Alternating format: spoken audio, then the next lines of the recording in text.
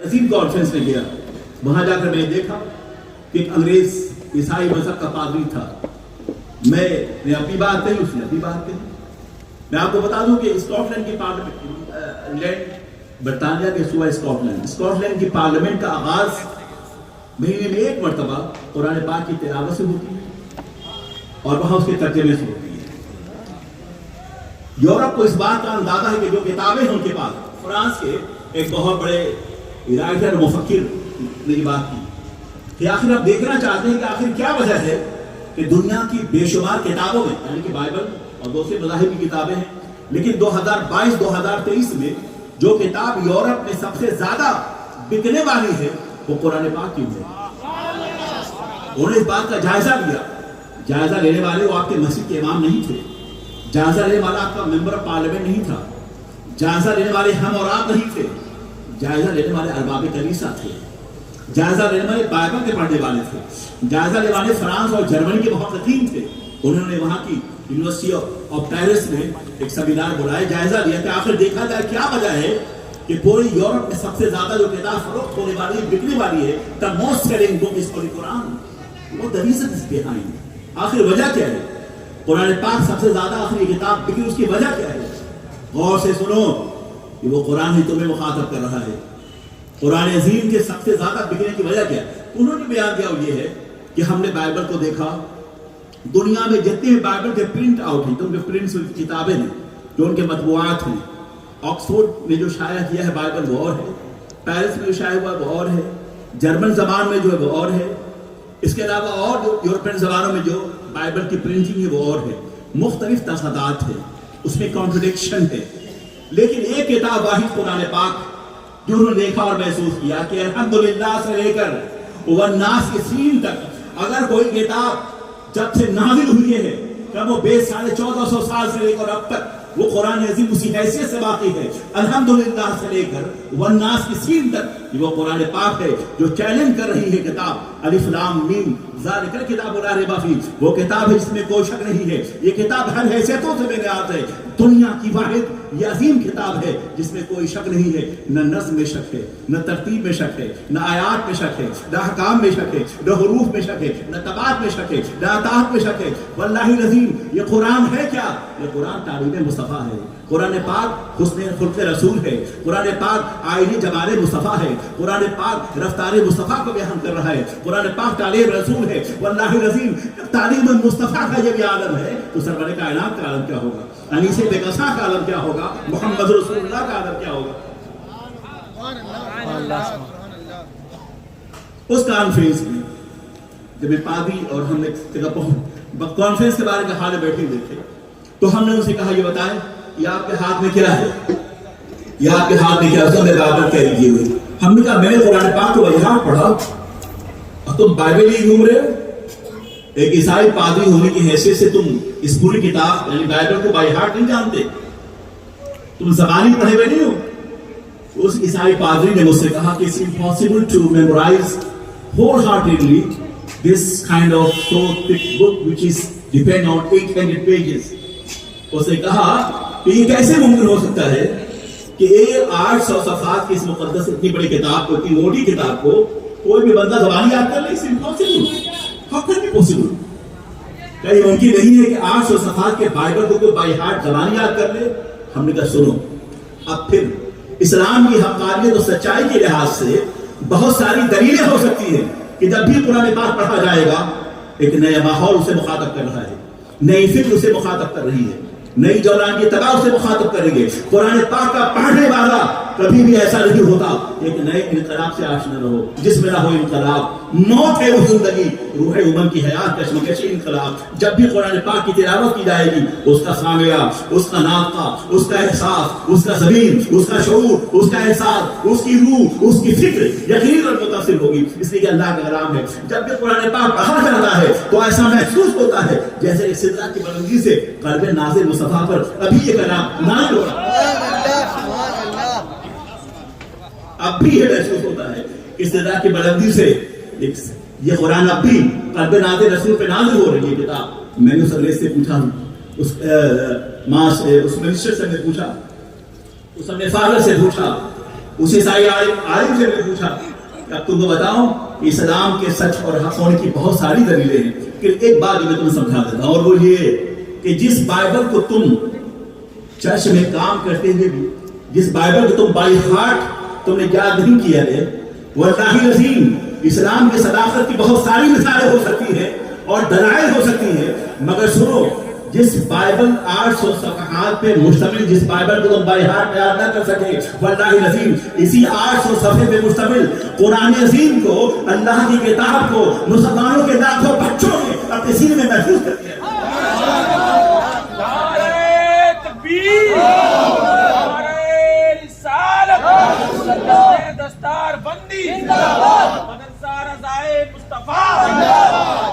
اب دیکھا جس بائبل تو تمہیں یاد نہیں ہے، اسی طرح 800 صفحات پہ مشتمل قرآن عظیم کو، ہالی بک کو مسلمانوں کے لاکھوں بچوں نے اپنے سینے محفوظ کر لیا ہے۔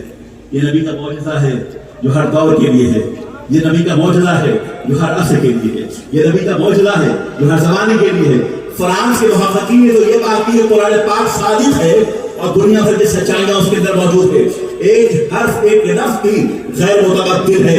اور ویسے ہی اس پادری نے مجھ سے کہا کہ آج کے بعد میں قرآن پاک کا مطالعہ شروع کرتا ہوں، کتنی مقدس کتاب ہے، سنو یہ بچوں نے قرآن پاک اپنے سینے میں محفوظ کر لیا ہے۔ ہمارے یہاں کا ہر حافظ کم و بیش اس کے اندر اللہ کے فضل سے اس قدر اس کے اندر ہمت و طاقت ہوتی ہے، وہ اس قابل ہوتا ہے کہ ون ٹائم وہ کھڑا ہو رات کے وقت اللہ اکبر کہہ کے نماز عشاء کے بعد اور صبح کے ہوتے ہوتے مکمل قرآن پاک کو اتنا ہی وہ ہمارے علماء، ہمارے صحبہ، ہمارے فقہا، ہمارے احباس، ہمارے احباب رات کے سیاہ پہر میں جب قرآن پاک کا آغاز کرتے تھے، صبح ہوتے ہی قرآن پاک کو مجھے کرتے تھے۔ ہم نے کہا وہ کتاب مقدس اس کی تلاوت علماء اور الفاظ بائی ہارٹ کرتے، اس نے کہا یہ کتاب ہمیں ضرور دیں، میں انہیں پیش کر دیا۔ اس کے بعد اس چرچ کا پادری سے میری ملاقات ہوئی تو مجھے لگا کہنے کہ آپ نے جو کتاب ہمیں دی ہے، اس کتاب کے پڑھنے کے بعد ایسا محسوس ہوتا ہے جیسے ہمارا دل اس طرف کھینچا جا رہا ہے، ایک میگنیٹ ہے، ایک قوت ذکر ہے۔ عالم یہ عیسائی پادری تو یہ کہہ رہا ہے قرآن پاک کی تلاوت کے بعد ہمارا دل اس طرف کھینچا ہوا جا رہا ہے، پڑھنے کے بعد ایک سکون کا اندازہ ہوتا ہے، ایک عجیب سی کیفیت ہوتی ہے، پڑھنے سے محسوس ہوتا ہے کہ زبان یہاں کی زبان نہیں ہے، یہ فکر، یہ احساس، یہ شعور، یہ نظم، یہ ترتیب، یہ فصاحت، یہ بلاغت، یہ تسلسل، یہ اللہ کی کلامی ہو سکتا ہے جو کائنات کے تمام حقائق کا جانے والا ہے، کائنات کے ہر ذرے پر جس کے اقتدار کی حکمرانی ہے، وہ جو چاہے تو اسے سینہ صحرا سے ہوگا۔ یہ کسی عام انسان کا کلام ہو نہیں سکتا، ہم کا بلا شبہ یہ اللہ کا کلام ہے۔ پیارے پیغمبر ارواح ہونا خلاف پر کلام نازل ہوا ہے، لیکن پیغمبر کا معجزہ ہے یہ کہ وہ پیغمبر گرامی وقار سرور کائنات صلی اللہ علیہ وسلم جب اس قرآن پاک کو پڑھ کے سنایا کرتے تھے تو ایسا محسوس ہوتا تھا سارا مکہ ان کے قدموں میں جھکا ہوا ہو۔ اور یہی وہ قرآن پاک ہے جس کے پڑھنے کے بعد ہمارے پیارے نبی سرور کائنات کے صحابہ کا یہ عالم تھا کہ وہ جہاں گئے ان کے پاس کچھ رہا ہو نہ رہا ہو، ایک طرف ہاتھ میں قرآن پاک اور دوسرے ہاتھ میں مال تجارت ہے۔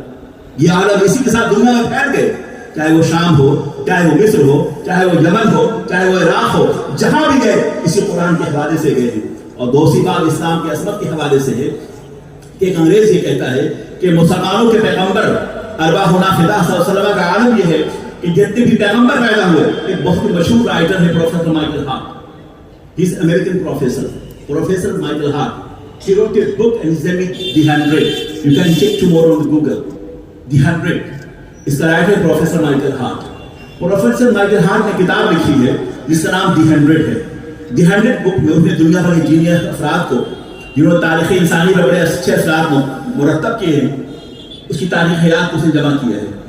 حضرت عیسیٰ کے حوالے سے، حضرت موسیٰ کے حوالے سے، حضرت ابراہیم کے حوالے سے اور بڑے بڑے سائنسدانوں کے حوالے سے ان کی تاریخ حیات کو پروفیسر مائیکل ہارٹ نے اپنی کتاب میں جمع کیا ہے. پروفیسر مائیکل ہارٹ ذہنی اور فکری اعتبار سے وہ سائنسداں ہے. سائنسداں ہونے کے حیثیت سے ہونا تو یہ چاہیے تھا کہ اپنی کتاب کے پہلے صفحہ پر وہ نیوٹن کا تذکرہ کرتا، واسکو ڈی گاما کا تذکرہ کرتا، وہ سائنسدانوں کا تذکرہ کرتا، وہ ارباب فکر کا تذکرہ کرتا، وہ فلسفیوں کا تذکرہ کرتا، وہ میڈیکل سائنس کے ماہرین کا تذکرہ کرتا، مگر ایسا نہیں ہے. وہ عیسائی ہے پروفیسر مائیکل ہارٹ. عیسائی ہونے کی حیثیت سے ہونا جو یہ چاہیے تھا کہ وہ حضرت عیسیٰ کا تذکرہ اپنی کتاب کے پہلے صفحہ پہ کرتا، مگر ایسا نہیں ہے. پروفیسر مائیکل ہارٹ نے اپنی کتاب دی 100 کے پہلے صفحہ پر جس شخصیت کا تذکرہ کرتا ہے وہ ہمارے اور آپ کے آقا ارواحنا فدا صلی اللہ علیہ وسلم کی ذات گرامی ہے. وہ لکھتا ہے professor Michael Hart, he was Muhammad, he was supremely successful on both religious and secular levels. مسلمانوں کے پیغمبر محمد عربی کی ذات گرامی کا عالم یہ ہے کہ جس شخص نے پوری دنیا کو معاشی اعتبار سے, معاشرتی اعتبار سے, فکری اعتبار سے, سیاسی اعتبار سے جس شخص نے پوری دنیا کو متاثر کیا ہے وہ مسلمانوں کے پیغمبر محمد کی ذات گرامی ہے. وہ کہتا ہے جس شخص نے پوری دنیا کو فکری اور عملی اعتبار سے متاثر کیا ہے مسلمانوں کے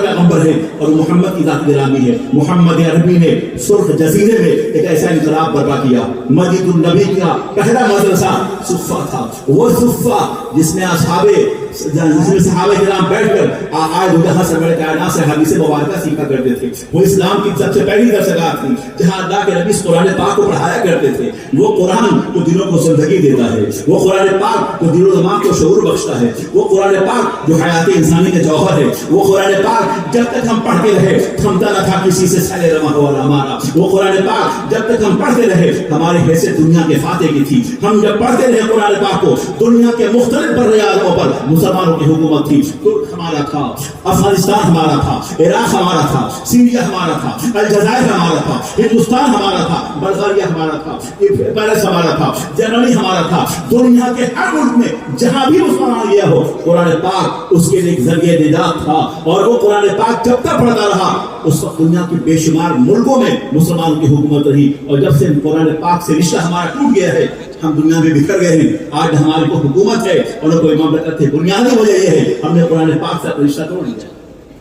حضرات محترم, میں یہ عرض کر رہا تھا اور بتا رہا تھا پروفیسر مائیکل ہارٹ نے بات کہی کہ دنیا کے بے شمار جنیس افراد کا آپ زیادہ لیں. حضرت عیسیٰ کی تاریخ محفوظ نہیں ہے.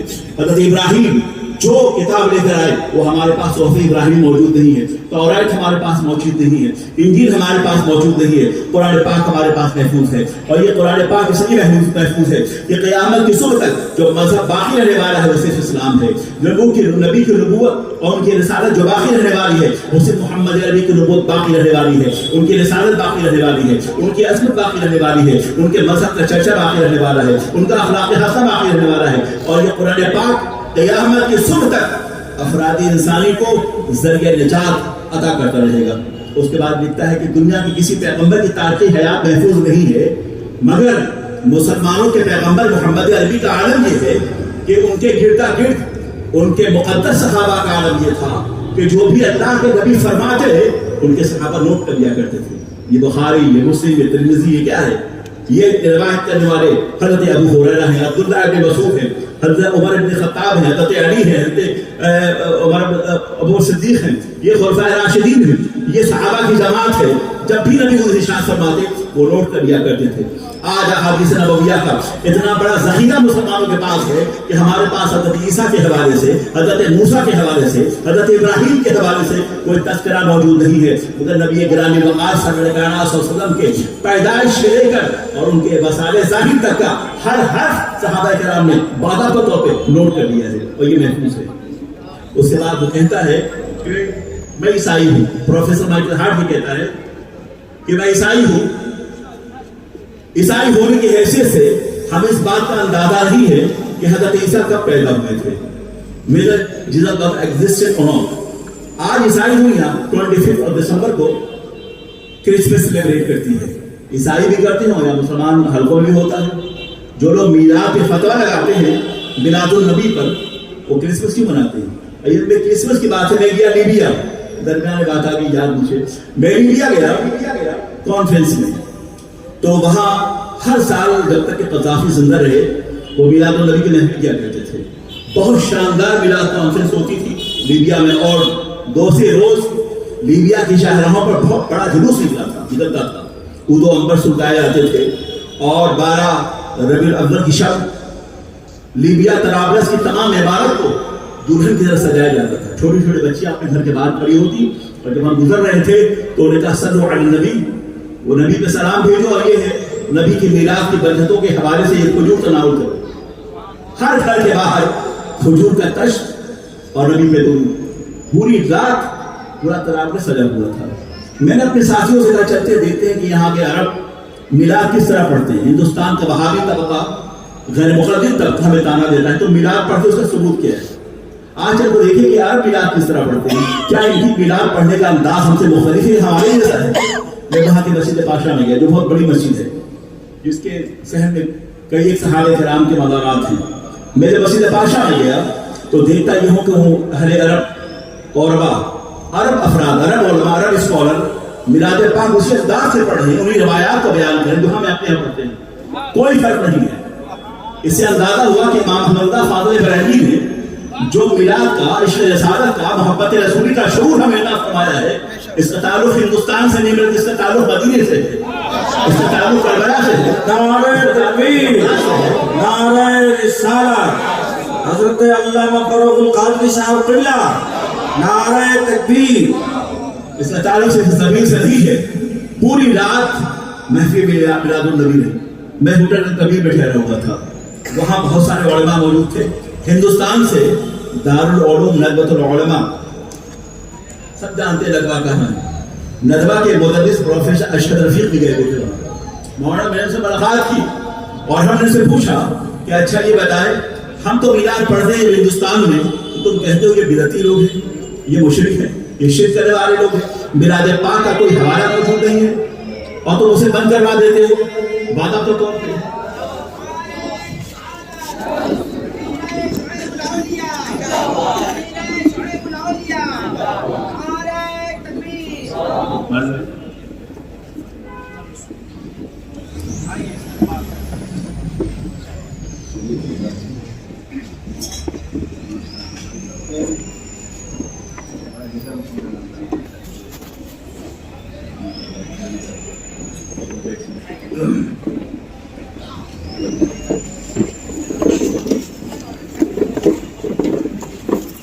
درود پاک پڑھیں. اللہم صلی وسلم علی سیدنا و مولانا محمد معدن الجود والکرم وعلی آلہ و اصحابہ اجمعین. میں مزید 20 سے 25 منٹ بولوں گا. میرا وقت ختم ہو رہا ہے اور میں جہاں سے آیا ہوں وہاں وقت کی پابندی ہوتی ہے. اس سے بغور سماعت فرمائی میں بول رہا. بہت اہم بات پہ چلے جا رہا تھا. شہزادے شعیب الربیع تشریف لا چکے ہیں. نبیل شعیب الربیع تشریف لا چکے ہیں. آپ ان کی زیارت فرمایا. میرے بعد بہت ہی خوبصورت خطاب حضرت کا ہوگا. آپ سے آپ مستفید ہوں گے. درود پاک پڑھ لیں. اللہم صلی وسلم علی سیدنا و مولانا محمد معدن الجود والکرم وعلی آلہ و اصحابہ. میں اس طرح کا بتا رہا تھا کہ پروفیسر مارکس ہارٹ نے بات کہی کہ یہ مسلمانوں کو شکست دینا پاسبل نہیں ہے ممکن ہے نہیں. یہ مسلمانوں کو شکست دینا ممکن ہے نہیں. اس لیے کہ ان کے پیغمبر گرامی وقار کے اصحاب نے نبی برحق کے تاریخ حیات کا ہر گوشہ ایسا محفوظ کر لیا ہے جہاں سے زندگی جہاں حیات جہاں بخشش جہاں ثقافت جہاں علم جہاں تجربہ جہاں مشاہدہ ہر ایک کی شاہراہیں وہاں تک پہنچتی ہیں. اسی حوالے سے میلاد النبی کا اہتمام کرتے. تو میں لیبیا گیا تو ہوٹل الکبیر میں ندوۃ العلماء لکھنؤ کے ایک پروفیسر سے میری ملاقات ہوئی. وہاں فلسطین کے علماء تھے وہاں لاہور کے علماء تھے وہاں یمن اور شام کے علماء تھے وہاں فرانس کے عظیم اسلامک اسکالر بھی موجود تھے. میری بات ہو رہی تھی ان سے. میں نے کہا مولانا صاحب بتائیں آپ کہ اگر یہی کل کی کانفرنس جو ہونے والی ہے تقریباً دنیا بھر سے قذافی نے 2000 علماء کو اسکالر کو دعوت دی ہے اس میں آپ اور ہم بھی شامل ہیں. مگر یہ بتاؤ کہ جو میلاد لکھنؤ کی شاہراہوں پر اگر ہمارا مسلمان بھائی جلوس نکالتا ہے تو کہتے ہیں یہ بریلوی لوگ ہیں اور یہ میلاد پاک کا پڑھنا جائز نہیں ہے یہ جلوس جائز نہیں ہے. تو جو جلوس کا نکالنا اور میلاد پاک کا پڑھنا اگر لکھنؤ میں جائز نہیں تھا کہ بتاؤ تمہارے لیے لیبیا میں آنے سے جائز ہو گیا. میں نے اسے کہا کہ جو میلاد پاک لکھنؤ میں پڑھنا جائز نہیں ہے جلوس جائز نہیں ہے باضابطہ آپ جیسے لوگ پریس کانفرنس کر کے آپ وہاں کے لوکل پولیس کو ایڈمنسٹریشن کو گورنمنٹ کو یہ بتاتے ہیں کہ لوگ بلا وجہ اس سڑکوں کو جام کرتے ہیں ان کی کوئی ضرورت نہیں ہے. ہم نے کل لیبیا کی تمام سڑکیں یہاں بلاک ہوگی اور بند ہوگی. ایک ہی نعرہ ہوگا طلع البدر علینا نسانیات بتائی وجب شکر علینا ماذا اللہ جائی. تو مفتی اعظم فلسطین تھے ان کے کیا کہہ رہے ہیں میں نے ان کو عربی میں بتایا کہ یہ وجہ ہے. انہوں نے کہا مجھے حیرت ہوتی کہ ہندوستان میں ایسے بھی لوگ ہیں. مجھے حیرت ہوتی ہے کیا ہندوستان میں ایسے بھی لوگ ہیں جو میلاد پاک کے جواز کے قائل نہیں ہیں. اس سے بڑی بات اور کیا ہو سکتی ہے؟ ساری کائنات کی بنا اسی سے ہے کہ سرور کائنات تشریف لائے. تم سے کھلا باب وجود، تم سے ہے سب کا وجود، تم سے ہے سب کی بقا، تم پہ کروڑوں درود، کعبے کے بدر الدجا، تم پہ کروڑوں درود، طیبہ کی شمس الضحیٰ، تم پہ کروڑوں درود. میں نے اسے کہا کہ عجب حال ہے تمہارا. ہم نے کہا سنو، یہاں تمہیں عشق رسالت لے کے نہیں آیا، یہاں تمہیں قذافی کا ڈر لے کر آیا. کل صبح جو تمہیں نذرانہ ملنے والا ہے وہ تمہیں لے کر آئے. یہ فضل الرحمان کیوں آگے؟ انہیں کیا ضرورت ہے؟ یہ پیشاور کے اور یہ فلاں فلاں یہ کیوں آگے؟ انہیں کیا ضرورت ہے؟ جو اپنے شہر میں میلاد النبی پڑھنے والوں کو گولیاں مارتے ہیں، جو مذہبی دہشت گردی کے قائل ان کس نے بنایا ہے؟ یہ جلوے منفعت لے کر آئی ہے، یہ ڈالر لے کر آیا ہے. اور واللہ العظیم سنو، ہمیں محبت رسولی لے کر آئی ہے. اور پھر کل کی صبح ہمیں تم تانا دیتے ہو کہ ہم بریلوی لوگ ہیں. کل کی صبح تم دیکھنا کہ احمد رضا ہمارے ساتھ ہیں ہماری امامت کے لیے. کل اسی ہوٹل میں الکبیر میں نماز فجر کے بعد جو سارے علماء جو موجود ہوں گے ان میں عرب کے بھی ہوں گے، عجم کے بھی ہوں گے، افریقہ کے بھی ہوں گے، شام کے ہوں گے، یمن کے ہوں گے، سب کے سب بارگاہ مصطفیٰ میں کھڑے ہو کے ہم کہہ رہے ہوں گے کہ کعبے کے بدر الدجا، تم پہ کروڑ درود، طیبہ کی شمس الضحیٰ، تم پہ کروڑ درود. ہم نے خطا میں رکھی، تم نے عطا میں رکھی، کوئی کمی سرورا، تم پہ کروڑ درود. کام بول لیجیے، تم کو جو راضی کرے ٹھیک ہو نام رضا. تم پہ کروڑ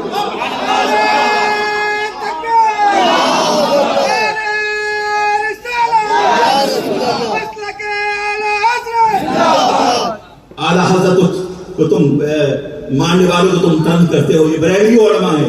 اعلیٰ حضرت یہاں بھی ہمارے ساتھ ہیں. کل نماز فجر کے بعد وہ ہماری قیادت کر رہے ہوں گے، وہ ہماری امامت کر رہے ہوں گے. وہ ہماری ایمان و عمل کے امام تھے، وہ ہمارے شعور کے امام تھے، وہ ہمارے فکر کے امام تھے، وہ ہمارے تزکیہ نفس کے امام تھے، وہ ہمارے اعتقاد کے امام تھے، فکر و نظر کے امام تھے، شعور و نظر کے امام تھے، وہ ہمارے ادراکات کے امام تھے، وہ ہماری فکر کے امام تھے، وہ ہمارے مسلک کے امام تھے، وہ ہمارے فقہ کے امام تھے. امام احمد رضا اگر نہ ہوتے تو آج یہ محفل بھی نہ ہوتی. یہ سب صدقہ ہے امام احمد رضا کا. انہوں نے جو ہمیں عقیدہ دیا ہے وہ عقیدہ ان کا نہیں تھا. ان کا عقیدہ محمد عربی کا عقیدہ ہے. ان کا عقیدہ محمد عربی کا عقیدہ ہے اور یہ کمزور ہو نہیں سکتا. کل صبح کے وقت تم دیکھ لینا ہم ہوں گے اور میرا امام ہوگا. کہ میرے بات کی تو بڑا خاموش ہو گئے وہ. ہم نے کہا فرق صرف یہ ہے کہ ہمارے عقیدے کا تسلسل جو ہے مدینہ سے بریلی تک کا ہے. یہ مت سوچنا کہ درمیان میں سارا معاملہ ختم ہو گیا ہے. ہم نے کہا یہی کیفیت، واللہ العظیم یہی کیفیت آپ محسوس کریں. میں آپ کو بتاؤں یہی کیفیت. یہ ظالم اتنے بدمعاش ہیں کہ میں گیا ابھی استنبول ترکی ارتکان کی دعوت پر، ورلڈ اسلامی مشن کو دعوت آئی، اس کانفرنس میں گیا. آیا صوفیہ جب کھلا اس کے بعد تو وہاں گیا. مفتی اعظم نے مجھے بتایا، حضرت مفتی اعظم نے مجھے بتایا، وہاں استنبول کے مفتی اعظم نے مجھے بتایا کہ آپ کو پتہ ہے کہ انڈیا سے یہاں کچھ صوفی حضرات آئے تھے ملاقات کے لیے. تو ایسا فرمائیے گا کچھ صوفی آئے تھے ہم سے ملاقات کے لیے. ہم نے کہا وہ صوفی کہاں؟ ہندوستان سے آئے تھے. ہم نے کہا بریلی سے آئے؟ کہا نہیں. مہاراجہ سے آئے؟ نہیں. کچھوسا سے آئے؟ نہیں. ہم نے کہا دیوا سے آئے؟ نہیں. ہمیں 4-5 مراکز سے جو صوفیاء کرام کے واسطے متعارف ہے. یہاں کہا نہیں. کہاں سے آئے؟ پھر کہا دیوبند سے آئے. دیوبند سے صوفیاء کرام آئے. تو ہم نے وہاں پر الفاتح مکتبہ الفاتح کی کتاب رکھی ہوئی تھی الدولۃ المکیہ اعلیٰ حضرت کی. ہم نے کہا یہ کتاب تم نے شائع کی ہے؟ ہم نے مفتی اعظم سے کہا کہ آپ یہاں مکتبہ الفاتح نے اعلیٰ حضرت کی کتاب الدولۃ المکیہ شائع کی، دیکھیں آپ موجود ہیں آپ کے یہاں. ہم کہا یہ امام احمد رضا ہیں، ان کے متبعین صوفیاء ہیں. وہ جو آئے تھے وہ صوفی نہیں تھے، انہیں دھوکہ دیا ہے تمہیں. یہاں ہیں تو وہ صوفی ہیں، وہ سعودی عرب میں ہیں تو غیر مقلد ہیں، وہ ایران میں ہیں تو وہ شیعہ ہیں. وہ جہاں گئے وہی بات کی اور ہم وہاں ہیں. ہم جہاں پہنچے اس سے رسالت کی بات کی ہے، محمد رسول.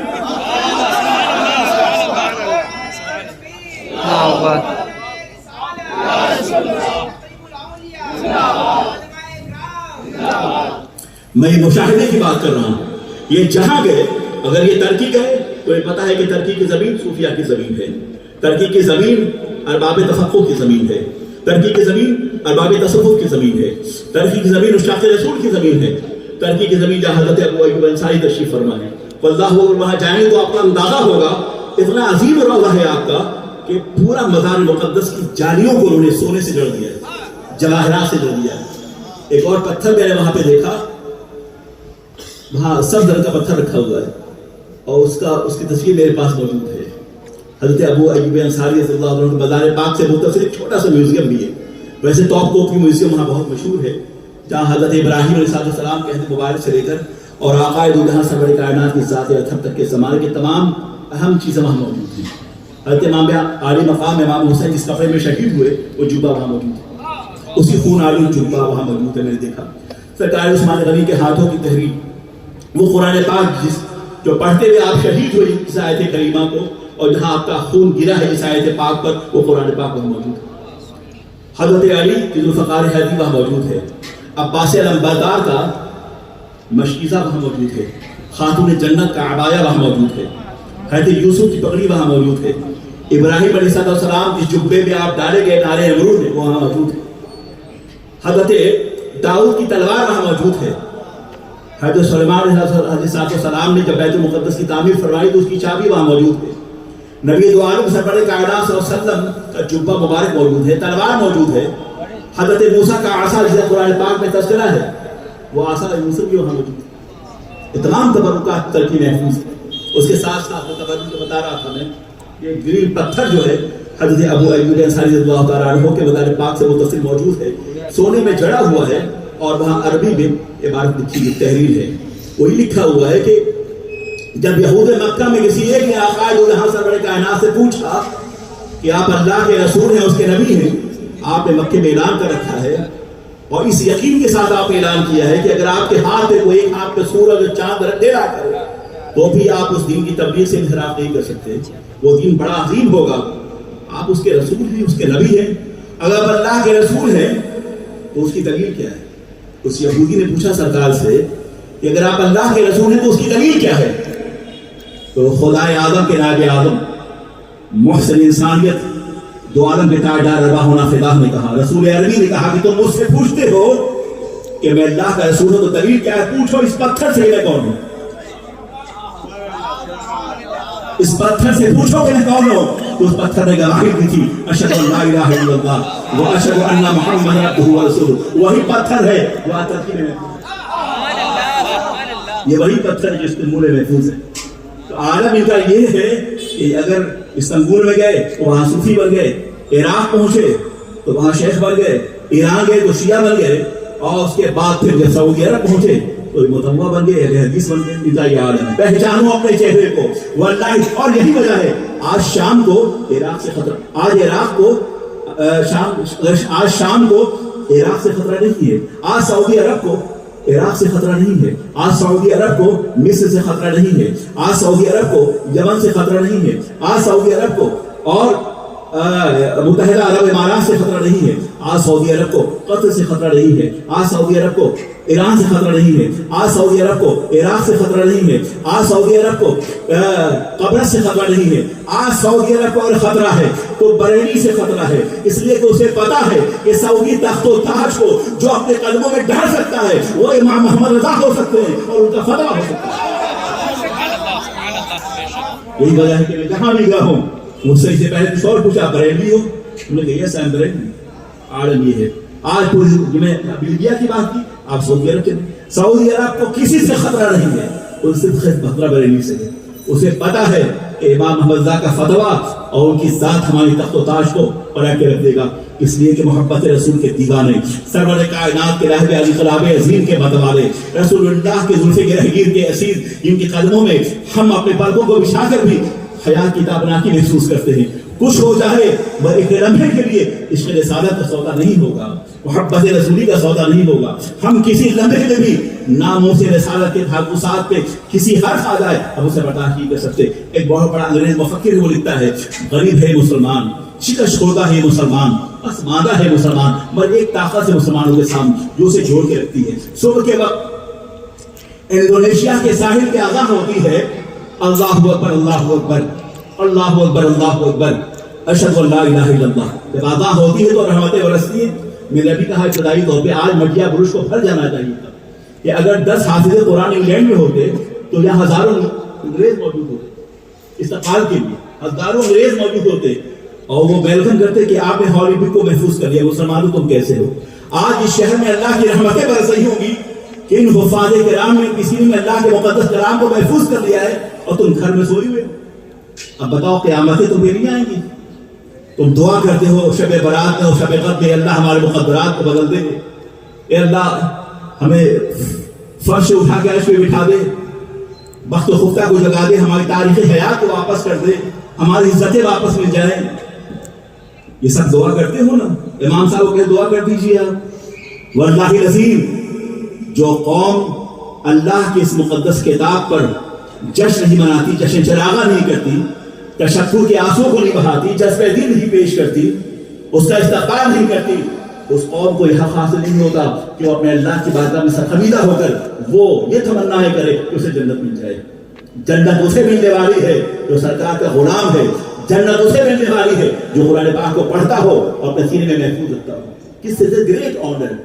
It's a great honor for this city that you're having more than 10 Hufaz Ikram who has memorized the whole Quran by heart. You're so grateful, thankful to Allah subhanahu wa ta'ala. کتنے خوش نصیب ہیں آپ کہ اللہ نے مٹیا بروج کو یہ شرف بخشا ہے کہ آج حفاظ کرام نے اپنے سینے میں قرآن پاک کو محفوظ کر لیا ہے اور اسی مدرسے سے پڑھ کے فارغ ہوئے۔ کتنا گریٹ آنر ہے آپ کے لیے، اور آپ کا عالم یہ کہ آپ سو رہے ہیں۔ اب یہاں کوئی کرکٹر آتا، کوئی فٹ بالر آتا اگر کوئی مٹیا بروج کے سیاستدان جو ہے نا وہ بھی بیٹھے ہوتے یہاں، جو کونسل ہیں آپ کے اور کیا کیا ہیں وہ سب یہاں بیٹھے ہوتے فوٹو کھنچوانے کے لیے، سیلفی لینے کے لیے اور معلوم کیا کرنے کے لیے۔ مجھے افسوس ہے ان سب پر۔ اگر آج وہ آئے ہوتے حفاظ کرام کے استقبال کے لیے اور ان کی راہوں میں انہوں نے اگر محبتوں کا شامیانہ بچھایا، فرش بچھایا ہوتا تو واللہ العظیم اللہ قرآن عظیم کے سر سے انہیں بھی عزتوں سے نوازتا۔ یہ وجہ کہ آج تمہیں کوئی سننے والا نہیں، تمام دروازے تم پہ بند ہو چکے ہیں۔ اس کی بنیادی وجہ یہ ہے کہ تم نے اللہ اس کے رسول کے قوانین سے بغاوت کی ہے۔ لندن جاؤ تو آپ کو معلوم ہوگا، وہاں پہ میوزیم ہے، البرٹ میوزیم۔ لندن میں میوزیم البرٹ میوزیم میں آپ جائیں گے تو ٹیپو سلطان شہید کے دور کی تمام کتابیں وہاں آپ کو ملیں گی، شاہجہانی دور کی تمام کتابیں وہاں آپ کو ملیں گی، مرشد آباد سراج الدولہ کے دور کی تمام کتابیں وہاں آپ کو ملیں گی۔ ایز اٹ از تمام پرانی لائبریری ویسے ہی سجائی آپ کو ملے گی۔ یہاں واجد علی شاہ کے دور کی تمام کتابیں، ان کی تحقیقات بہت اچھے شاعر تھے اور ادیب تھے جو بھی تھے، ان کی تمام نوادرات اور کتابیں وہاں آپ کو ملیں گی، ان کے دور کے نمونے وہاں آپ کو ملیں گے، ڈسپلے کیا ہوا ہے۔ سوال یہ پیدا ہوتا ہے کہ انگلینڈ کو کیا ضرورت تھی کہ ہندوستان سے وہ ٹیپو سلطان شہید کے دور کی کتابیں اور شاہجہانی دور کی کتابیں اور نوابین ادب کے اودھ کے دور کی کتابیں وہ کیوں لے گئے؟ وہ تو عربی میں ہے، وہ تو پرشین میں ہے، وہ کیوں لے گئے؟ اس لیے اس بات کا اندازہ تھا انہیں کہ علم تو مسلمانوں کے پاس ہے، یہ ذخیرہ علمی تو صرف مسلمانوں کے پاس ہے۔ ان عربی زبانوں میں، ان پرشین میں، اس فارسی زبان میں ہمارا ادب ہے، ہمارا علم ہے، ہمارا کلچر ہے، ہماری ثقافت ہے، ہماری تہذیب ہے، سائنس ہے، فلسفہ ہے، ریاضی ہے، بے حساب ہے، جیومیٹری ہے، ادب ہے، فصاحت ہے، بلاغت ہے، ان تمام کتابوں میں وہ ہمارا علم محفوظ کر دیا گیا ہے۔ اور پھر انگریزوں نے انہی تمام کتابوں کا ٹرانسلیشن کیا انگریزی میں۔ ظاہر وہ کتابیں جب انگلش میں ٹرانسلیشن کی جائیں گی تو وہاں کسی مسلمان کا نام تو نہیں ہوگا، وہاں ان کے اپنے رائٹر کا نام ہوگا، ان کے اپنے مصنفین کا نام ہوگا۔ معلوم یہ ہوا کہ 1492 1492 تک یعنی اسپین کی زوال تک پوری دنیا میں مسلمانوں کا جو غلبہ تھا وہ علم کی بنیاد پر۔ آپ نے کبھی مسجد قرطبہ دیکھی ہے؟ نہیں دیکھی۔ اقبال کی نظم آپ پڑھیں مسجد قرطبہ کے اوپر تو آپ کو اندازہ ہوگا کہ علامہ اقبال نے مسجد قرطبہ کو دیکھا تو کیا محسوس کیا۔ وہ مسجد قرطبہ جس کی عمارت آپ گوگل پہ چیک کریں، جس کے اندر 800 سے زیادہ وہاں پیلرز ہیں صرف اس کے۔ مسجد نبی شریف جو پرانی ہے ترکیوں کے دور کی بنائی ہوئی، اس سے بڑی وہ مسجد ہے، 800 پیلرز اس کے ہیں۔ اور وہ 700 سال کے بعد جب مسلمانوں کے اقتدار کا سوال ہوا تو مسجد ہمارے ہاتھوں سے نکل گئی، وہ آج مسجد ہی بلکہ چرچ ہے۔ لیکن فرق صرف یہ ہے کہ اس مسجد کے میناروں پر، اس کی دیواروں پر، ممبر پر، اس کے کھمبوں پر جو قرآن پاک کی آیت کریمہ لکھی ہوئی تھی لا غالب الا اللہ، اسے انہیں مٹایا نہیں ہے۔ انگریز اس بات کو جانتا ہے کہ مسلمانوں کی مسجد ہے اور اس بات کو محفوظ کر رہا ہے کہ مسلمان یورپ کے عالمی کورٹ میں چل رہے ہیں۔ انشاءاللہ ہمیں یقین ہے کہ ایک روز مسجد وہ ہمیں واپس ضرور ملے گی، اس یقین کے ساتھ کہ تو وہ بچا بچا کے نہ رکھی سے تیرا آئینہ ہے وہ آئینہ کہ شکستہ ہو تو عزیز طرح نگاہ آئینہ ساتھ میں ہمیں ملنے والی ہے۔ ہمارا مستقبل ہمیں وہ کامیابی ضرور عطا کرے گا. ہم لوٹیں گے ان خاکستر کی طرف جہاں شعلہ جوالہ یقیناً دھڑکے گا. ہم لوٹیں گے اس زمین کی طرف جہاں ہمیں عقائد ملنے والی ہے, جہاں ہمیں سرمدیت ملنے والی ہے, جہاں ہمیں عزت ملنے والی ہے, جہاں ہم تقویٰ کی بنیاد پر اپنی ملت کی قیادت کر رہے تھے. آخری بات عرض کرنا چاہ رہا ہوں, آج دنیا میں یہ بات اکثر کہی جاتی ہے کہ مسلمانوں نے یورپ کو بہت کچھ دیا ہے. یورپ کے ارباب المدارس, یورپ کے پڑھے لکھے لوگ, یورپ کے جرنلسٹ اس بات کا باضابطہ اعتراف کرتے ہیں کہ یورپ کے پاس جو کچھ آج علم ہے وہ مسلمانوں کی تحقیق کی بنیاد پر ہے. آج وہ افسطہ تاریخ کو مانتے ہیں, آج وہ افلاطون کو مانتے ہیں, آج وہ کتاب الشفا پڑھاتے ہیں, امام راضی کو جانتے ہیں, امام غزالی کو جانتے ہیں, حضرت علامہ ابن قیم کو جانتے ہیں. یہ تمام کتابیں وہاں موجود ہیں حافظ دانشگاہوں میں اور پڑھائی جاتے ہیں. مگر وہ ایک بات کہتے ہیں گزشتہ 300 سال ہو گئے مسلمانوں کے پاس کوئی انوینشن نہیں ہے. مسلمانوں 300 سالوں سے مسلمانوں نے کوئی چیز ایجاد نہیں, کچھ بنایا نہیں ہے. یہی وجہ ہے کہ یورپ کو روشنی دینے والے مسلمان جو علم کے اندھیروں میں اس لیے پڑے ہوئے ہیں کہ انہوں نے کوشش نہیں کی ہے. ان کی درسگاہیں بند ہو گئی, ان کے پاس یونیورسٹی نہیں ہے, ان کے پاس سائنس نہیں ہے, ان کے پاس تجربہ گاہ نہیں ہے, ان کے پاس مشاہدہ نہیں ہے, ان کے پاس علم نہیں ہے. یہی وجہ ہے مسلمان آج قلبوں میں ڈال دیے گئے. بڑھو اس نظام حیات کی طرف جو اللہ کے رسول لے کر آئے, جو سرور کائنات لے کر آئے. مائیکل ہارٹ یہ کہتا ہے میں عیسائی ہوں مگر مجھے اس بات کا اندازہ نہیں ہے کہ حضرت عیسیٰ کب پیدا ہوئے تھے, 25 دسمبر کو پیدا ہوئے یا نہیں ہوئے, مجھے اس بات پہ یقین نہیں ہے. I don't know whether Jesus was existed on 25 December. ہم اس بات کا اندازہ, I don't want to believe, اس نے کہا مجھے اس بات پہ یقین نہیں ہے کہ حضرت عیسیٰ 25 دسمبر کو پیدا ہوئے. مگر وہ کہتا ہے پروفیسر مائیکل ہارٹ, مگر مسلمانوں کے پیغمبر کا عالم یہ ہے کہ Muhammad was born within the light of history. مسلمانوں کے پیغمبر تاریخ کی روشنی میں پیدا ہوئے ہیں. حضرت عیسیٰ کب آئے یہ مجھے تو نہیں معلوم, مگر مسلمانوں کے پیغمبر کا عالم یہ ہے کہ Muhammad was born within the light of history. مسلمانوں کے پیغمبر تاریخ کی روشنی میں پیدا ہوئے. وہ آئے تو حیات آئی, وہ آئے تو بخشش آئی, وہ آئے تو نجات آئی, وہ آئے تو برکتی آئی, وہ آئے تو احساس میسر آیا, وہ آئے تو زمین کا فاصلہ آسمان سے کم ملا, وہ آئے تو جنت کی بشارت آئی, وہ آئے تو ہمیں اپنی منزل مراد میسر آئی, وہ آئے تو ہمیں ایمان کی لذتیں میسر آئی ہیں, وہ آئی تو لذت سجدہ میسر آئی ہے. وہ تشریف نہ لائے تھے تو یہ پیشانیاں پتھروں کے آگے, سنگریزوں کے آگے, پہاڑوں کے آگے, سمندروں کے آگے, صحرا کے آگے, نفع کے آگے, نقصان کے آگے, درختوں کے آگے, فضاؤں کے آگے, آسمان کے آگے, سورج کے آگے, چاند کے آگے, سمندر کی روحانی کے آگے یہ پیشانی جھک رہی تھی. محمد عربی کا یہ بہت بڑا احسان ہے کہ انہوں نے اپنے ماننے والے غلاموں کا کی پیشانی اپنے اللہ کے آسانی کر کے جھکا دیا ہے. نعرہ رسالت, نعرہ رسالت, حضرت علامہ فروغ القادری صاحب قبلہ, نعرہ تکبیر. مسلمانوں کا بہت, مسلمانوں کے پیغمبر کا بہت بڑا احسان ہے کہ انہوں نے اپنے ماننے والوں کی پیشانی اپنے اللہ کے آسانی پر کرم پہ جھکا دیا ہے. ایک انگریز یہ کہتا ہے کہ مسلمان کوئی ایسا لمحہ نہیں ہے جو مسلمانوں کی آواز فضائے وسیع میں نہ گونج رہی ہو. وہ جانتے ہیں کیا ہے؟ وہ اذان کی آواز. وہ اذان کیا کہتا ہے صبح کے وقت الصباح. انڈونیشیا کے ساحل پہ اذان ہوتی ہے اللہ اکبر اللہ اکبر. میں اس سے بھی آگے گیا ہوں, برنائی پہ گیا ہوں, وہاں تو وہاں آواز اللہ اکبر اللہ اکبر اذان ہوتی ہے. اس ساحل سمندر پہ اللہ اکبر فضائے وسیع کی آواز بلند ہوتی ہے, نور کی کرنیں بکھری ہوتی ہے, اللہ کی بیائی کی آواز بلند ہو رہی ہوتی ہے. ایسا لگتا ہے سدرہ کی بلندی سے آواز آ رہی ہے, جو آواز دل کے سدرہ پر محبت رسول کی جبریل کو نغمہ سنج کرتی ہے, جو آواز دلوں کو زندگی دیتی ہے, جو آواز ہمیں جماعت گنبد خضرا دیتی ہے, جو آواز ہمیں عقبہ کی تابناکی دیتی ہے, جو آواز ہمیں اللہ کی جنت رضا دیتی ہے, جو آواز ہمیں بے حیائیوں سے بچاتی ہے, جو آواز ہمیں تاج حیات بخشتی ہے, جو آواز ہمیں عقبہ کی تابناکی عطا کرتی ہے, وہ آواز جو ہمیں فردوس بہارا دیتی ہے, وہ آواز جس کے ذریعے سے باد سرسر کے دو تیز جھونکے ہمارے دل و دماغ میں چلتے ہیں, وہ آواز جس کے ذریعے سے دل کی کائنات میں کوثر و تسنیم کے زمزم بہتے ہیں, وہ آواز جو مرکز تجلیات ہے, وہ آواز جو آب و حیات ہے, وہ آواز جو آرزو و منگل و حوصلوں کی آخری منزل ہے, وہ آواز جو اللہ کی جنت رضا ہے, وہ آواز جو اللہ کے قرب کا احساس دیتی ہے, وہ آواز جس میں ضرب اللہ ہے, خود ہی ہے سر نہاں لا الہ الا اللہ, خود ہی ہے تیغ فساد لا الہ الا اللہ. یہ دور اپنے ابراہیم کی تلاش میں ہے, سرم کدہ ہے جہاں لا الہ الا اللہ. یہ نغمہ فصل گلو لالا کا نہیں, پاک پابند بہار ہو کے خزاں لا الہ الا اللہ. یہ وہ ضرب اللہ ہے جو ہمیں غزاروں میں لے جاتی ہے. یہ وہ ضرب اللہ ہے جو ہمیں صحرا سے گزار کر محبت خلوص کی تابناکی عطا فرماتی ہے. یہ وہ آواز ہے جس کے ذریعے سے ہمیں اللہ تعالیٰ اپنا قرب عطا فرماتا ہے. یہ وہ آواز ہے جس کے ذریعے ہمیں چلنے جانا میسر آتا ہے. وہ اذان کی آواز ہے. مفکر یہ کہتا ہے کہ سنو، فجر کے وقت جو اذان گونجتی ہے انڈونیشیا کے ساحل پر، اس کے بعد ملیشیا ہے، پھر وہ اذان ہوتی ہے. آگے جاپان ہے، پھر اس کے بعد سنگاپور ہے، اس کے بعد ویسٹ بنگال ہے، پھر بہار یوپی ہوتے ہوئے ہندوستان کے آگے بڑھتے جائیں گے. آخری اذان جو منتہی ہوتی ہے ویسٹ انڈیز کے ساحل کی آواز منتہی ہوتی ہے.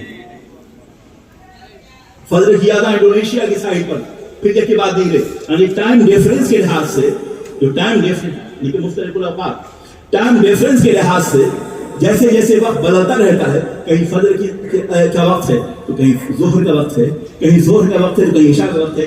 ابھی اس وقت برطانیہ میں عشاء کی اذان نہیں ہوئی ہوگی، ابھی وہاں عشاء کی نماز آپ پڑھ چکے ہیں. کہیں فجر ہونے والی ہے جہاں فجر نہیں ہوئی ہے. تو کوئی بھی ایسا وقت نہیں ہے کہ جب نماز نہ ہو رہی ہو، اور کوئی بھی ایسا وقت نہیں ہے جب نماز کے لیے اذان نہ بلند ہو رہی ہو. ہر لمحہ اللہ کی کبریائی کی آواز فضائے بسیط میں گونج رہی ہے. ایمان کی آواز ہے، تقویٰ کی آواز ہے، طہارت کی آواز ہے، عبادت کی آواز ہے، بندگی کی آواز ہے، فتح و کامرانی کی آواز ہے، اللہ کی شہادت کی آواز ہے، اور نبی کی رسالت کی آواز ہے. بتاؤ کوئی ایسا لمحہ ہے جو فضائے بسیط میں اللہ کی کبریائی کی آواز نہ بلند ہوتی ہو؟ مجھے بتاؤ. کوئی ایسا لمحہ نہیں ہے جو فضائے بسیط میں اللہ کی کبریائی کی آواز بلند نہ ہوتی ہو. اور کوئی ایسا لمحہ نہیں ہے کہ ہم کعبۃ اللہ کے آگے کھڑے ہو کے نماز نہ پڑھے ہوتے ہیں. فجر ہے وہاں کعبۃ اللہ کے بالکل سامنے، اس کے بعد دوسری صف ہے حرم الہی میں، جزیرہ عرب میں، حجاز مقدس میں، جزیرہ عرب میں، اس کے باہر پورے عربیہ میں، پھر ایشیا میں، پھر یورپ میں، پھر افریقہ میں. کوئی ایسا لمحہ نہیں ہے جو کعبۃ اللہ کے آگے کھڑے ہو کر اللہ کی بارگاہ میں اس کے بندے اس کی بارگاہ میں سجدہ ریز نہ ہو رہے ہیں. یہ تمہاری طاقت ہے. This power. بتاؤ یہ سپریم پاور کس کے پاس ہے؟ وہ as a most powerful nation مسلمان ہے نا، کہ فضائے بسیط میں آپ کی آواز بلند ہو رہی ہے. ہر دفعہ آپ نماز پڑھ رہے ہیں. مگر یہ بتاؤ پھر دنیا نے تمہیں ٹھوکر میں کیوں رکھا ہے؟ تمہارے زوال کے اسباب کیا ہیں؟ تمہارے زوال کے اسباب یہ ہیں کہ تم قرآن خواہ تو ضرور ہو، قرآن بھی تمہیں عمل نہیں کیا ہے. قرآن پڑھا تم نے صرف اس لیے کہ تمہارے مردوں کی بخشش ہو جائے. واللہ العظیم جو لوگ حفاظ کرام کے دستار میں یہاں نہیں آئے اور وہی خواہش رکھتے کہ وہ مر جائیں گے اور قرآن پاک کی تلاوت سے ان کی بخشش ہوگی، کیا یہ ممکن ہے؟ جب قرآن تمہیں دعوت دے رہا تھا، اپنے گھروں میں سوئے ہوئے تھے، اور مر کے جب قبر میں سو گے تو یہ قرآن تمہاری بخشش کا سامان فراہم کرے گا؟ زندگی میں جس نے قرآن کو ڈھونڈا ہے، مرنے کے بعد تم کیا توقع رکھتے ہو؟ قرآن صرف اس سے نازل نہیں ہوا، ہاں اس کے افادات ہیں، پڑھنے کے فوائد ہیں، مغفرت ہوتی ہے، اور قرآن پاک صرف اس سے نازل نہیں ہوا. یورپ کی دنیا میں بتایا ابھی آپ کو کہ یورپ میں سب سے زیادہ جو کتاب بکنے والی ہے وہ قرآن عظیم ہے، وہ مقدس کتاب ہے. اس لیے کہ یورپی سائنسداں اس بات کو مانتے ہیں قرآن پاک is not just book of religion, اس سے مذہب کی کتاب نہیں ہے، اس has a way of life. اس کے بعد ایک مکمل حساب زندگی ہے، وہ قرآن پاک ہے، وہ قرآن عظیم ہے. ایک انگریز جو ابھی اسلام کے بارے میں جاننا چاہ رہا تھا، اس نے قرآن پاک کا مطالعہ شروع کیا. وہ یہ کہتا ہے کہ ہم عربی بھی جانتے ہیں. جب وہ پڑھنا شروع کیا اس نے کہا ہم نے دنیا کے مختلف مذاہب کا ہم نے جائزہ لیا مگر دل نہ مانتا، ہم بیش سے بیشتر کی تلاش میں تھے. اس نے کہا ہم نے قرآن پاک پڑھا تو جب بھی ہمیں قرآن پاک کو پڑھتا تو کہ نئی کیفیت کا اندازہ ہوتا. اس نے بتایا کہ میں اس سورہ پاک پہ جب پڑھا الرحمن علم القرآن خلق الانسان علمہ البیان، سورہ رحمان پہ میں پڑھا تو کہتے ہیں سورہ رحمان پہ ہمیں تلاوت کی تو میرا دل زیر و زبر ہونے لگا. اس لیے کہ سورہ پاک کے آغاز میں اللہ رب العزت نے اس بات کا تذکرہ فرمایا ہے کہ ہم نے زمین و آسمان کو بیکار نہیں پیدا کیا ہے. یہ فضائے بسیط، یہ آسمان کی بلندیاں، زمین کا مسطح ہونا، یہ رومان، یہ پھل، یہ پھول، یہ حیات انسانی، یہ علم، یہ فضل، یہ کمال، یہ تمام چیزیں اس کے اندر موجود ہیں. پھر قرآن پاک نے ارشاد فرمایا کہ وہ قرآن عظیم رب المشرقین و رب المغربین، وہ اللہ وہ ہے جو مشرقین و مغربین کر رہا ہے. اس نے پھر غور کیا مشرقین کیا ہے، مغربین کیا ہے. پھر وہ آگے بڑھا، وہ قرآن عظیم کہتا ہے مرج البحرین یلتقیان بینہما برزخ لا یبغیان، کہ اللہ رب العزت نے دو سمندر کو سمندر سے ملا دیا ہے اور دو سمندر ایک ساتھ چلتے ہیں اور ملتے نہیں. یہ ڈسکوری بیفور 1500 ایئرس صرف قرآن پاک نے عطا فرمائی ہے. یہ آغاز، یہ چیلنج صرف قرآن پاک کا ہے. فرام لاسٹ 500 ایئرس، گزشتہ 500 سال جو تاریخ فلسفہ حیات انسانی کے حوالے سے گولڈن لائف کہا جاتا ہے، یعنی سائنس کا آغاز ہے، بگننگ آف سائنس. سائنس کے ابتدائی مراحل سے لے کر اور آج تک یہ ڈسکوری نہیں ہو پائی تھی کہ دو سمندر ساتھ ملتے ہیں. قرآن پاک نے 1500 سال پہلے بیان فرمایا کہ دو سمندر، یقین نہ ہو تو کبھی کیپ ٹاؤن چلے جاؤ، دیکھنے میں گیا ہوں وہاں کہ بحر ہند اور بحر کاہل دونوں ساتھ چلتے ہیں. یوٹیوب پہ دیکھ لینا کہ دو سمندر، میں نے دیکھا نا، دو سمندر ایک ساتھ چلتے ہیں اور ملتا نہیں ہے. وہ انگریزی کہتا ہے کہ میں جب یہاں پہنچا ہوں، پھر اللہ فرماتا ہے فَبِأَيِّ آلَاءِ رَبِّكُمَا تُكَذِّبَانِ، پھر اللہ کی جن کی نعمتوں کا تم انکار کرو گے. وہ کہا جب میں یہاں پہنچا تو ایسا محسوس ہوا میں نے کہ جیسے کہ میں اپنے متاع گمشدہ کو پا گیا. یہاں پانے کے بعد ہم نے اللہ کی قدرت کا احسان کیا. وہ خدا قدیر و جبار ہے جس کے آگے ساری کائنات کی عظمتیں اور بلندیاں سب خمیدہ ہیں. وہ خداوند قدوس ہے کائنات کے ذرے ذرے پر جس کے اقتدار کی حکمرانی ہے. وہ خداوند قدوس ہے جس نے ذرے کو آفتاب بنایا ہے. وہ خداوند قدوس ہے جو سورج کو ڈبوتا ہے اور اجاڑتا ہے. وہ وحدہ لا شریک ہے جو چاند کو طلوع فرماتا ہے، غروب دیتا ہے. وہ خداوند قدوس ہے جس نے لالا کے چہرے کو سرخی عطا فرمائی. وہ خداوند قدوس ہے جس نے نسیم ظہری عطا فرمائی. وہ خداوند قدوس ہے جس نے سمندر کو سمندر سے ملا دیا ہے اور اس کے اقتدار کی پہرےداری وہاں موجود ہے. ہم اللہ کی نعمتوں کا اقرار کیسے نہ کریں، اس لیے کہ ساری کائنات کا پیدا کرنے والی ذات خدا کی ہے. اس نے کہا میں یہ پڑھتا گیا اور اس کے بعد اسی لمحے میں استنبول پہنچا ہوں. استنبول میں کہا میں گزر رہا تھا مسجد بلو ماسک استنبول، جو کہتے ہیں مسجد سلطان بلو ماسک. یہ بلو ماسک مسجد سلطان محمد فاتح نے اس وقت تعمیر فرمائی ہے استنبول کی اس مسجد کو، جب یہاں شاہ جہاں اپنی بیوی کے لیے تاج محل بنا رہا تھا. اب سمجھ لو، یہاں تاج محل بنایا جا رہا تھا، وہ مسجد نہیں تھی. اتنی بڑی مسجد آج بھی موجود ہے، تقریباً 10,000 سے زیادہ لوگ وہاں نماز پڑھتے ہیں. اور آپ مسجد سلطان میں کبھی داخل ہو اندر تو اللہ کی عظیم ایسا لگتا ہے کہ تیرے در و بام پر وادی ایمن کا نور ہے. تیرے در و بام پر وادی ایمن کا نور ہے. ایسا لگتا ہے پوری مسجد جو ہے وہ انوار و تجلیات میں نہائی ہوئی ہے. دل چاہتا ہے بار بار سجدہ کرے، اور ایسا سجدہ جس میں لذت سناشائی اتنی میسر آتی ہے کہ اسے آدمی اپنے لفظوں میں ڈھال نہیں سکتا. آدمی کو خداگاہی میسر آتی ہے، یہ اندازہ ہوتا ہے کہ خدا کی بارگاہ میں سجدہ کہتے کسے. لگتا ہے ایسا کہ آپ نے سجدہ کیا بھی فرشتے نازل ہو کر خدا کی بارگاہ میں شرف اجابت رکھتے، ایسا محسوس ہوتا ہے. اللہ العظیم وہ کہتا ہے کہ میں بلو ماسک سے پاس گزر رہا تھا، آواز آئی اذان کی، اللہ اکبر. آخری بات سنیے گا، اللہ اکبر اللہ اکبر اللہ اکبر اللہ اکبر. یہاں اذان ہوتی ہے لال مسجد سے، یہ مٹیا اڑی والے پان کھا رہے ہوتے ہیں، یہ ہوتا ہے نا. اور زیادہ شوق آپ کو نواب نے بتایا مجھے، آپ کے نواب واجد نشا والا پانی ملتا ہے. کھاؤ اس پان کو، پھر دیکھو کیا لذت ہے یاد ہے. نواب صاحب تو خود بھی تو کھاتے رہے زندگی بھر، آپ بھی کھاؤ. مسلمانوں بیدار ہو جاؤ اس خواب غفلت سے. اللہ العظیم پھر تمہیں کوئی تازیہ لے کر جگانے والا نہیں آئے گا. تم سو چکے ہو اتنی گہری نیند، اندیشہ ہوتا ہے کہ یار تم سو گئے ہو یا مر گئے ہو. انگریزوں سے سیکھو، جہاں میں اس وقت ہوں وہاں مسلمان نہیں ہے مگر اسلام ہے. کوئی بھی ملتا ہے مسکرا کے ملتا ہے. راستے میں تکلیف دہ شے کو ہٹا دینا صدقہ ہے. اماتۃ الاذى عن طریق صدقہ. انگریزوں کا حال یہ ہے کہ راستے کو بڑی بھی چیز ہے. دو بار آپ دیکھ رہے ایک ٹیلی آپ کو سڑک پہ نظر نہیں آئے گی، وہاں پر اٹھا کر دے گا. کوئی راستہ میں تکلیف دہ شے نہیں ہے. ایک انگریز جو آپ کو جانتا ہے وہ مسکرا کے دے گا.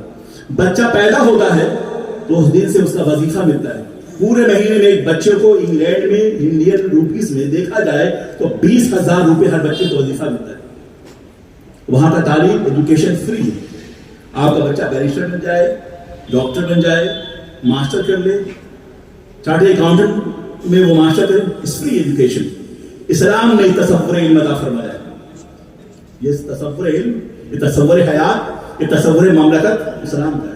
سرکار فاروق اعظم کے دور میں جو بچہ پیدا ہوتا تھا اسے وظیفہ ملتا تھا.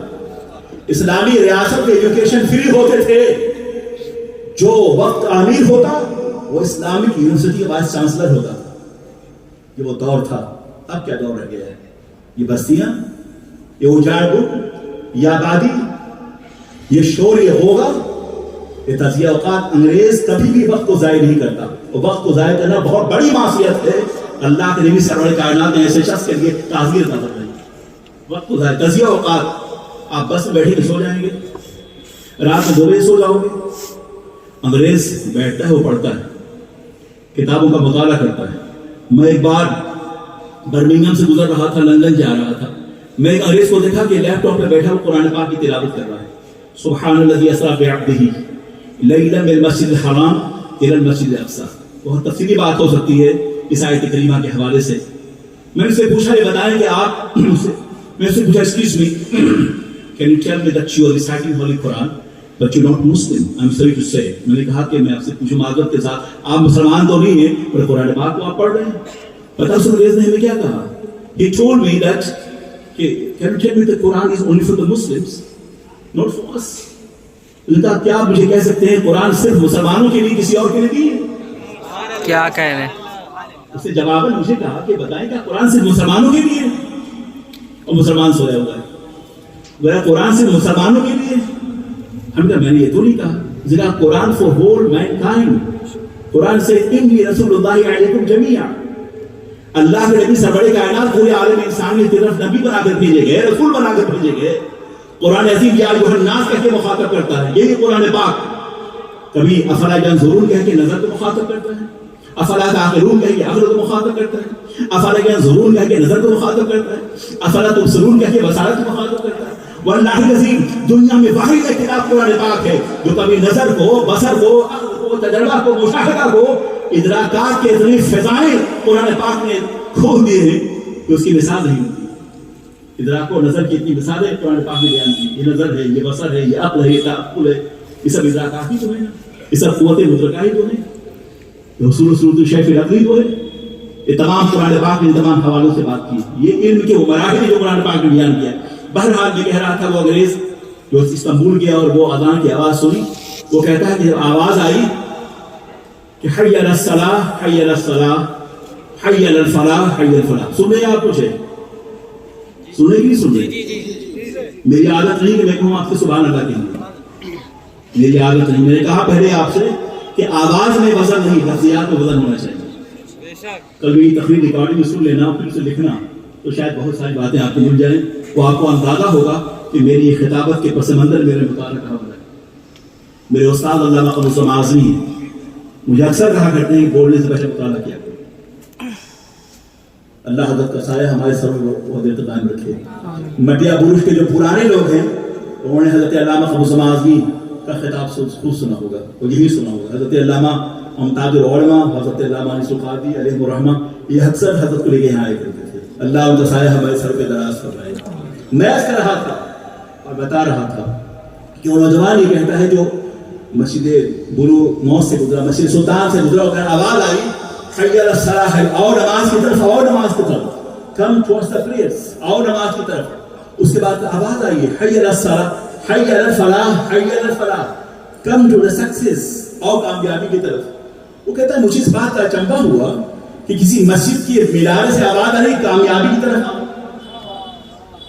ہمیں تو ہمارے علماء نے، ارباب چرچ نے، ارباب کلیسا نے، ہمارے مفکرین نے، ہمارے ارباب قلم نے اور مغرب کے ریشہ دوانیوں سے متعلق ہمارے علماء نے جو اسلام کی مخالفت مانا ہے، مستشرقین نے اور انٹیلیجنس نے ہمیں تو اسلام سے دور کر دیا ہے. مگر یہ کیسی مسجد ہے جہاں سے آواز آ رہی ہے آؤ کامیابی کی طرف؟ ارباب کلیسا نے یہ بتایا کہ مسجد میں کامیابی نہیں ہے، مگر مسجد سے آواز آ رہی ہے حی علی الصلاۃ، آؤ کامیابی کی طرف. وہ کہتا میں چلا گیا مسجد کے اندر، ہمیں کہا میں اسی کی تلاش میں تھا. تو جس عبادت گاہ کے مینارے سے کامیابی کی آواز آ رہی ہو، واللہ عظیم دنیا کی تمام صداقتوں کا جامع ہے وہ مذہب. وہ روایتوں پہ مشتمل نہیں ہے، وہ صداقتوں پہ مشتمل ہے جو اتنی خود آوازی کے ساتھ کہہ رہا ہو حی الفلاح، آؤ کامیابی کی طرف. مسلمان تم پان کی دکان پہ کھڑے ہو، حی الفلاح کی اذان سننے کے بعد، اور وہ انگریز بھاگ کے مسجد میں جاتا ہے، کہتا I have made my ablution وضو، میں نے وضو بنایا. Then I have been to the same road and I started my prayer with them. उसने कहा मैं नमाज को I joined the congregation and start praying. उसने कहा कि मैं जमात को ज्वाइन किया, पहले गौर से देखा, उसके बाद मैं जमात को जाके शामिल हो गया. मैं वैसे ही करता रहा, नमाज से फारिग हुआ, मेरे दिल में एहसास पैदा होता रहा. वो कहता मेरा एहसास ये है कि मैं इससे पहले चर्च में जाता रहा हूँ. चर्च में जाकर मैंने चीज को देखा कि चर्च में जो सफे लगी होती है, बेसिकली चेयर लगा होता है, कुर्सियां बिछी होती है, तो चर्च में पहली सफे वो बैठेगा जो वजीर आजम हो, चर्च की पहली सफे वो बैठेगा जो मेंबर पार्लियामेंट हो, चर्च की पहली सफे वो बैठेगा जो रईस ज़ादा हो, चर्च की पहली सफे वो बैठेगा जो अमीर हो, जो सोर्सेबल हो, जो इन्फ्लुएंशियल हो, जो बहुत ही ज्यादा अमीर तरीन आदमी हो, चर्च के पहले सफ बैठेगा. लेकिन हमने मुसलमानों के नज़्म इबादत को देखा कि कोई छोटा, कोई बड़ा, कोई अमीर, कोई गरीब, कोई काला, एक ही सफ में खड़े हो गए. महमूद आयाज, ना कोई बंदा रहा और ना कोई बंदा रहा. बंदा उस साहब मोहताज गनी एक में तेरे दरबार में पहुंचे तो सभी एक हुए. नारे तकबीर, नारे रिसालत, नारे रिसालत. हजरत अल्लामा फरूकुल कादरी साहब क़िबला, नारे तकबीर. उसने कहा कि मैं चर्च में जाकर तजर्बा देख चुका था. आज मस्जिद यहाँ छोटा है, बड़ा है, अरबी है, अजमी है, आका है, गुलाम है, सब अपने अल्लाह की बारगाह में एक साथ खड़े हैं. ये मुसलमान का नस्ल इबादत मुझे इतना ज्यादा पसंद आया कि जिस मजहब में इंसानी रंगो नस्ल की बुनियाद पर कोई तमीज न होती हो, सिर्फ अल्लाह की इबादत होती हो, यही कामयाबी का जरिया है, यही हय्यल फलाह हो. हमें पहुंचाए इमाम के पास, एक लम्हे की ताखीर न हो. इमाम साहब मुझे कलमा पढ़ा दीजिए और वो शक करने अशहदु अल्ला इलाहा इल्लल्लाह व अशहदु अन्ना मुहम्मदन अब्दुहु पढ़ के वो मुसलमान हो गया है. आया फितने तातार के अफसाने से पासबार मिल गए काबे को सनम खाने से, तू न मिट जाएगा ईरान के मिट जाने से, नशे में तो ताल्लुक नहीं पैमाने से. आया यूनिश तातार के अफसाने से पासबार मिल गए काबे को सनम खाने से. कुव्वत इश्क से हर पास को पारा कर दे, दहर में इसमें मोहम्मद से उजाला कर दे.